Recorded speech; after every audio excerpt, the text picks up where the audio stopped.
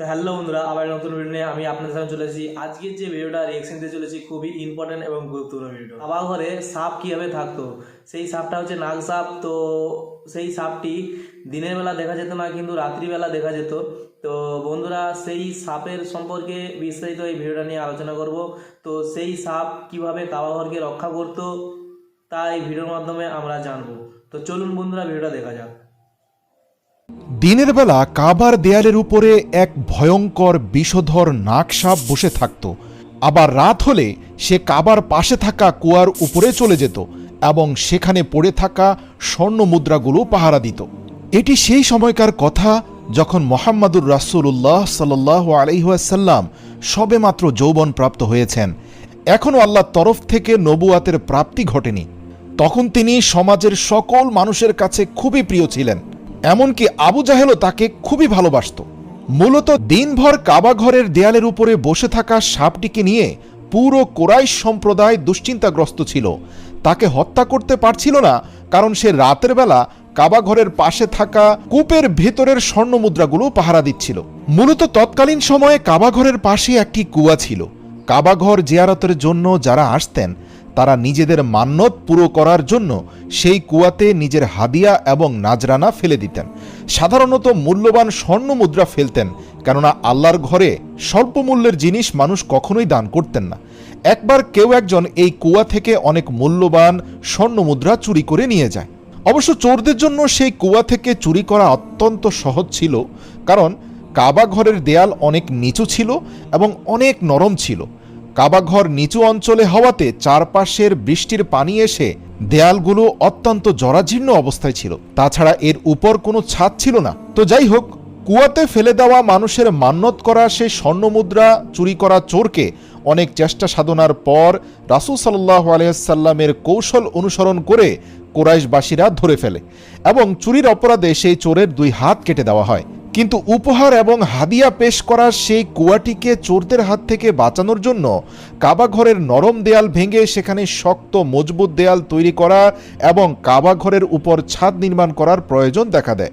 আল্লাহ পাকের হুকুমে সেই সময় একটি মজার ঘটনা ঘটে। কাবা ঘরের পাশে যেই কূপে মানুষ স্বর্ণমুদ্রা ফেলত হাদিয়া স্বরূপ, এবং পরবর্তীতে এই টাকা দিয়ে কিন্তু কাবা ঘরের সংস্কারে ব্যবহার করা হতো। তো যাই হোক, সে কুয়াতে প্রথমবার চুরি হওয়ার পরে আল্লাহ পাকের হুকুমে এক বিষধর নাগসাপ প্রতিদিন সন্ধ্যা ঘনিয়ে আসার পরে সেই কুয়ার উপরে পাহারা দিত এবং সকাল হলে সেই বিষধর নাগসাপ কুয়ো থেকে সরে গিয়ে কাবা ঘরের দেয়ালের উপরে রোদ পোহাতো। ইতিহাসের বইতে লেখা আছে, সেই বিষধর নাগসাপ মানুষকে কোনো ভয় পেত না। কাবা ঘরের দেয়ালের উপরে বসে সে আরাম করে রোদ পোহাতো এবং রাতের বেলা আবার সে কুয়ার সম্পদ রক্ষার জন্য ডিউটিতে চলে যেত। কোনো মানুষ কুয়াতে স্বর্ণমুদ্রা নিক্ষেপ করলে সে বাধা দিত না, কিন্তু যখনই কোনো মানুষ কুয়া থেকে স্বর্ণমুদ্রা চুরি করতে চাইত তখনই বিষধর নাগসাপটি ফনা তুলে ভয়ঙ্কর মূর্তি ধারণ করত এবং ফুঁসফুঁস শব্দ করে তাদেরকে তাড়িয়ে দিত, যার ফলে সবাই দূর থেকে স্বর্ণমুদ্রা নিক্ষেপ করত ঠিকই, কিন্তু কাবাঘরের পাশে থাকা সেই কুয়ো থেকে স্বর্ণমুদ্রা নেয়ার সাহস করত না। তো যাই হোক, সাপটি যেহেতু আল্লাহ পাকের হুকুমে এখানে এসে স্বর্ণমুদ্রা পাহারা দিচ্ছিল, তাই কোনোভাবে সেই সাপটি সরিয়ে দেওয়া যাচ্ছিল না। এদিকে কাবা ঘরের দেয়াল জরাজীর্ণ হয়ে যাওয়ায়, বৃষ্টির পানিতে ভেঙে পড়ার উপক্রম হওয়ায় সেটা মেরামত করাটা খুব গুরুত্বপূর্ণ হয়ে দাঁড়িয়েছিল। যেহেতু কুরাইশ বংশের হাতে কাবা ঘরের রক্ষণাবেক্ষণের দায়িত্ব পড়ে, আর কুরাইশ বংশের অন্যতম তরুণ, উদীয়মান এবং বুদ্ধিমান এক যুবক যার নাম মুহাম্মদ সাল্লাল্লাহু আলাইহি ওয়াসাল্লাম, তাকে দায়িত্ব দেওয়া হলো কিভাবে কাবা ঘরের দেয়াল নির্মাণ করা হবে সে বিষয় ভাবার জন্য। যুবক মুহাম্মদুর রাসূলুল্লাহ সাল্লাল্লাহু আলাইহি ওয়াসাল্লাম কাবা ঘরের পাশে দাঁড়িয়ে ভাবছিলেন কিভাবে কি করা যায়। এরই মধ্যে আল্লাহ পাকের হুকুমে এক বড় ঈগল উড়তে উড়তে আসে এবং বিষধর নাগসাপটিকে ছোবল মেরে উড়ে নিয়ে চলে গেল। হযরত ইবনে আব্বাস রাদিয়াল্লাহু তাআলা আনহু থেকে বর্ণিত, সেই সাপ যেটি কাবা ঘরের ভেতরে থাকতো, কুরাইশের লোকেরা কাবা ঘরের সংস্কার করার ইচ্ছে করেছিল। এ কারণে আল্লাহ পাকের হুকুমে সেই ঈগল এসে সাপটিকে তুলে নিয়ে হাজুনের ভেতরে ফেলে দিয়েছিল এবং সেখানকার জমিন সেই সাপটিকে গিলে ফেলল। ফলে এই সাপটি কিয়ামতের আগে সাফা পাহাড়ের নিকট থেকে বেরিয়ে আসবে এবং মানুষের সাথে কথা বলবে, যাকে দাব্বাতুল আরদ নামে ডাকা হবে। আল্লাহু আকবার। কাবা ঘরের দেয়াল পুনর্নির্মাণের পথে সাপ আতঙ্ক তো দূর হলো, কিন্তু এখন পরিকল্পনাকারী মোহাম্মদুর রাসূলুল্লাহর উপর দ্বিতীয় দায়িত্ব হলো কিভাবে এটাকে নিখুঁত এবং দীর্ঘস্থায়ী করে নির্মাণ করা যায়। এর জন্য প্রয়োজন যথাযথ পরিকল্পনা এবং দক্ষ কারিগর। আল্লাহ রাসূল যখন এই বিষয়গুলো নিয়ে ভাবছিলেন, তখনই হঠাৎ করে তৎকালীন পৃথিবীর সবচেয়ে বড় কারিগর, তিনি ছিলেন গ্রিসের, তার নাম ছিল বাউকুম। এই গ্রিক বণিক ও কারিগর তার বড় জাহাজ নিয়ে এক বিশাল প্রাসাদ নির্মাণ করার জন্য রোমে যাচ্ছিলেন। পথের মধ্যে ঝড়ের কবলে পড়ে তার জাহাজটি জেদ্দা বন্দরের উপকূলে এসে ভেঙে পড়ে। আল্লাহু আকবার! জাহাজটি বিধ্বস্ত হওয়ায় বাউকুম কোনোভাবে তার জীবন নিয়ে জেদ্দা অঞ্চলে আশ্রয় নেয়। তিনি ছিলেন যুগের শ্রেষ্ঠ কারিগর, রাজমিস্ত্রি, কাঠমিস্ত্রি হিসেবে পুরো পৃথিবীতে তিনি ছিলেন এক নম্বর। মক্কার লোকেরা তার জাহাজ বিধ্বস্ত হওয়ার সংবাদ পেয়েছিলেন। তারা বাউকুমের কাছে লোক প্রেরণ করল। তারা এসে সেই ভাঙা জাহাজের সমস্ত কাঠ এবং তক্তা কিনে নিল। বাউকুমও নামমাত্র মূল্যে এগুলো বিক্রি করতে পেরে খুশি হলো, কেননা এমনিতে তার জিনিস নষ্ট হয়ে যাচ্ছিল। আর মক্কার লোকেরা এই কাঠগুলো কিনে নিয়েছিল যাতে সেই কাঠের তক্তাগুলো কাবার পুনর্নির্মাণে ব্যবহার করা যেতে পারে। লোকেরা বাউকুমকে তাদের সাথে মক্কায় যাওয়ার জন্য এবং কাবা ঘর পুনর্নির্মাণের কাজ তদারকি করার জন্য রাজি করায়। অতঃপর মক্কার লোকেরা বাউকুম এর মতো একজন দক্ষ এবং শ্রেষ্ঠ কারিগরকে কাবা ঘরের পুনর্নির্মাণের জন্য নিয়োগ দিতে সক্ষম হওয়ায় অত্যন্ত খুশি হয়। আর বাউকুমও চিন্তা করেছিল, রোমের রাজার প্রাসাদ নির্মাণের পূর্বে যেহেতু তার জাহাজ ভেঙে পড়েছে, কাজেই এখন এই ভাঙাচুরো দিয়ে বরং এইখানের একটা নির্মাণ কাজ সম্পন্ন করা যাক, এতে তার ক্ষতি বা লসের পরিমাণ কমবে। আর এখানে আল্লাহ পাকেরও হুকুম ছিল। তারপর অত্যন্ত জোরে সোরে কাবাঘর মেরামতের কাজ শুরু করা হয়। কাবাঘর পুনর্নির্মাণের এই ঐতিহাসিক কাজে সকল গোত্র ঐক্যবদ্ধ হয়ে পূর্ণ উদ্যমে নিয়োজিত ছিল এবং কোনো গোত্রই এই সম্মান থেকে বঞ্চিত হয়নি। আর নবী করিম সাল্লাল্লাহু আলাইহি ওয়াসাল্লামও এই ন্যাক কাজে উৎসাহের সাথে অংশগ্রহণ করলেন।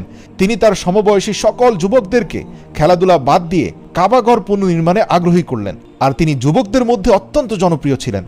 সমস্ত ধরনের প্রয়োজনীয় উপকরণ জোগাড় করা হলো এবং মক্কার আশপাশের পাহাড় থেকে নীল রঙের পাথর জোগাড় করা হলো।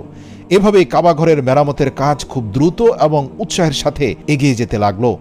যখন দেয়ালগুলো প্রায় 5 থেকে 6 ফুট উঁচু করা হলো, তখন হাজরি আসওয়াদ পাথরটিকে তার পুরনো স্থানে স্থাপন করার সময় হলো। এই পবিত্র পাথরটি তুলে নিয়ে এর প্রাচীন ঐতিহ্যবাহী জায়গায় স্থাপন করা এটা এতটাই একটি বড় সম্মানজনক কাজ যে প্রতিটি গোত্রই সে মর্যাদা নিজেরা পেতে খুব আগ্রহী ছিল। কেননা এই কাজ সর্বপ্রথম করেছিলেন জাতির পিতা হযরত ইব্রাহিম আলাইহিসসালাম। সুতরাং যেই এই কাজ করবে সেও আরব জাতির জনক ইব্রাহিম এবং ইসমাইলের সুন্নত পালন করবে। এজন্য এই স্পর্শকাতর বিষয় নিয়ে বিভিন্ন গোত্রের মধ্যে তর্ক বিতর্ক এবং হাতাহাতির ঘটনার সূত্রপাত দেখা দিল। কোনো গোত্রই তাদের অধিকার ছেড়ে দিতে রাজি হলো না, যার ফলে সকল গোত্রের মধ্যে ঝগড়া বিবাদ এত ভয়াবহ আকার ধারণ করলো যে এক পর্যায়ে তা মানুষের রক্তক্ষয়ী সংঘর্ষের দিকে চলে গেল।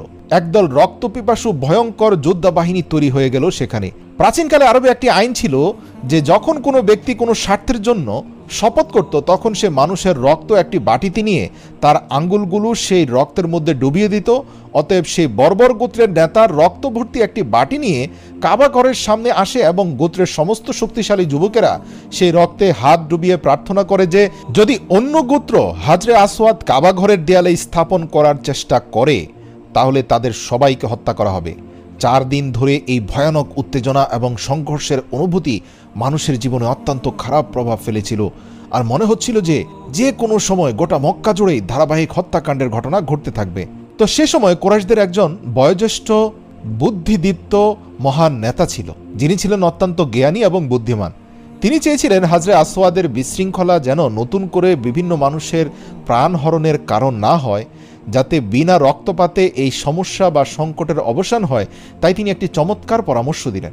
তিনি বললেন, এখানে উপস্থিত যারা আছো তারা সারা রাত কাবা ঘরের আশপাশে অবস্থান করো, যাতে কেউ আমাদের এই মধ্যকার সিদ্ধান্ত বাইরে বের করতে না পারে। যেহেতু এখানে প্রত্যেকটি গোত্রের নেতারা উপস্থিত আছে, আগামীকালকে সকালে ভোরে সাফা পাহাড় থেকে সর্বপ্রথম কাবা ঘরে যে ব্যক্তি প্রবেশ করবে তাকে বিচারক মেনে নেওয়া হবে। সেই ব্যক্তি যে রায় দিবে তা মেনে নিবে সবাই। এতে কারো মায়ের বুক খালি হবে না, রক্তপাত এড়ানো যাবে, তোমাদের মধ্য থেকে প্রাণহানি হবে না। যেহেতু গোত্রের যুবকরা ক্ষিপ্ত ছিল, কিন্তু গোত্রের নেতারা আসলে চাইছিল না কোনোভাবে রক্তপাত হোক, তাই সে কুরাইশ নেতার কথা সবাই মেনে নিল। তাই পরদিন সকালে সবাই কাবার বাইরে অপেক্ষা করতে লাগলো। সারা রাত এই তথ্য বাইরে কেউ প্রকাশ করলো না। তারা সবাই এক নজরে পাহাড়ের দিকে তাকিয়ে থাকলো যে সকালের ভোরের সূর্যটা ওঠার সাথে সাথে সূর্যের আলো ছেদ করে কে আসে, কেননা সেই ব্যক্তি হতে যাচ্ছে দ্বিতীয় ব্যক্তি যে ইব্রাহিম আলাইহিসসালামের পর হাজরে আসওয়াদের মতো মূল্যবান জান্নাতি পাথরটি কাবা ঘরে স্থাপন করবে। আর তার স্থাপন করা নিয়ে কারো মধ্যে কোনো রক্তপাত হবে না, সবাই শান্তিপূর্ণভাবে একটি সুষ্ঠু সমাধান দেখতে পাবে।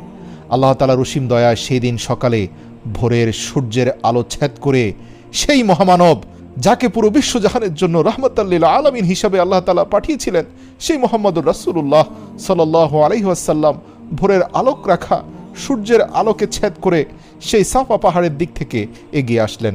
সবাই যখন তাকিয়ে দেখল উজ্জ্বল তেজোদ্দীপ্ত চেহারার এক যুবক যার নাম মোহাম্মদ, সে এগিয়ে আসছে। যেহেতু সে কুরাইশদের কাছে অতি পরিচিত ছিল, তাই সবাই ভালোবাসার স্বরে তার নাম ডাকার শুরু করলো। তাকে সবাই আল আমিন নামে ডাকত। তাই তাকে দেখে এত খুশি হলো সব গোত্রপতিরা। সবাই বলল, আরে এই যুবক তো অসাধারণ, দেখো সৃষ্টিকর্তার কি কৃপা, তিনি হয়তো চাইছিলেন এমন একজন ব্যক্তিকে পাঠাবেন যাকে আমাদের সবারই পছন্দ। তোমরাই বলো, এই যুবক নিয়ে আমাদের মধ্যে কি কোনো সন্দেহ আছে? সবাই একসরে চিৎকার করে বলে উঠল, নিঃসন্দেহে মোহাম্মদ তথা আল আমিন আমাদের মধ্য হতে শ্রেষ্ঠ। আল্লাহু আকবার। নবী করিম সাল্লাল্লাহু আলাইহি সাল্লাম ঘটনাস্থলে উপস্থিত হয়ে যখন পুরো বিষয়টা বুঝতে পারলেন, তৎক্ষণাৎ তিনি একটি চাদর নিয়ে আসার পরামর্শ দিলেন। রাসূল সাল্লাল্লাহু আলাইহি সাল্লাম চাদরটিকে মাটির উপর বিছিয়ে দিলেন। তারপর হাজরে আসওয়াদকে নিজের মোবারক হাত দিয়ে সেই চাদরের মাঝখানে রাখলেন এবং প্রত্যেক গোত্রের গোত্রপ্রধান বা নেতাকে আহ্বান করলেন এবং বললেন, তোমরা সকলে মিলে এই চাদরের চারপাশে কিনারায় ধরে পাথরসহ চাদরটিকে কাবাঘর পর্যন্ত বয়ে নিয়ে যাও।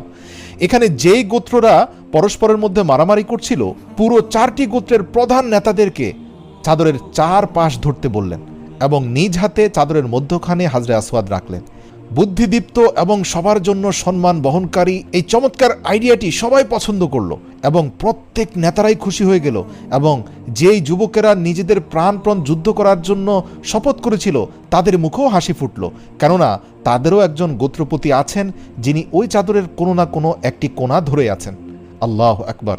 শেষ পর্যন্ত তারা সকলেই চাদরের চার কোণা ধরে হাজরে আসওয়াদ যেই স্থানটিতে থাকে, অর্থাৎ কাবা ঘরের যে স্থানটিতে হাজরে আসওয়াদ থাকার কথা, সেখান পর্যন্ত বহন করে নিয়ে গেল। এরপর আল্লাহ রাসূল সাল্লাল্লাহু আলাইহি ওয়াসাল্লাম আল্লাহ পাকের নাম নিয়ে নিজ হাতে চাদরের মধ্যখান থেকে পাথরটিকে তুলে নিয়ে নির্দিষ্ট স্থানে রেখে দিলেন। আল্লাহু আকবার। সমস্ত গোত্রের লোকেরা অত্যন্ত আনন্দিত হলো মুহাম্মদুর রাসূলুল্লাহর বিচক্ষণ সিদ্ধান্তে।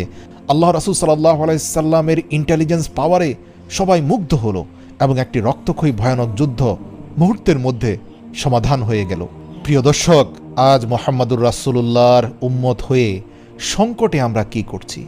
আজকের ওলামায়ে কেরামরা সংকটে আরও আগুনে ঘি ঢালার মতো অবস্থা করছেন।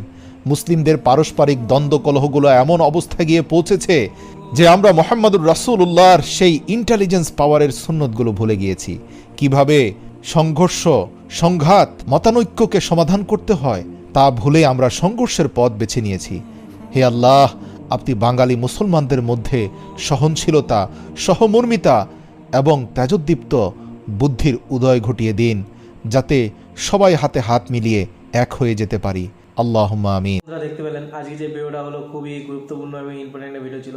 তো দেখতে পেলেন কাবাঘর কিভাবে সৃষ্টি এবং কাবাঘরকে নিয়ে যে ঝামেলা সৃষ্টি হয়েছিল নিজেদের মধ্যে, কাবাঘরের আশেপাশে যে সমস্ত মানুষরা ছিল তাদের মধ্যে যে ঝগড়াঝাটি সৃষ্টি, সমস্ত কিছু এই ভিডিওর মাধ্যমে জানলাম।